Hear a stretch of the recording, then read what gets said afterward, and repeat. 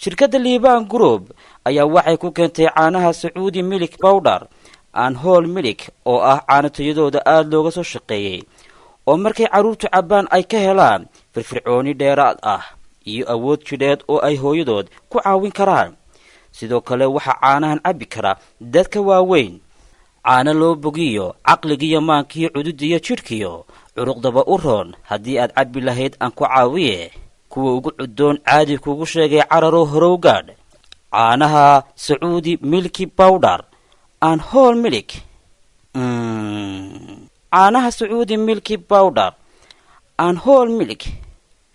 waxay ka kooban tahay chocolate strawberry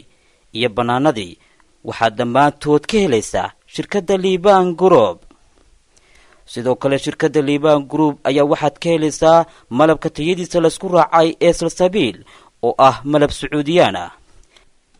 haddaba ha moogaan shirkadda liibaan group oo ah shirkad isku qoofalaan oo ka kooban qaybaha kala duwan ee subermarketka iyo weliba shidaalkii shirkaddu waxay keentaa alaabooyin tayo leh oo sacuudiyaan ah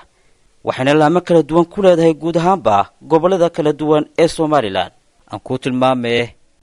shirkadda liibaan group ayaa waxay ku taallaa xaafadda new hargeysa gaar ahaan ka soo horjeedka hudheelka hilibgeelaha ee golis markaad taagantay dhinaca waqooyi waxaad eegtaa dhinacaaga koonfureed waxaana kaaga muuqan doona halkaasi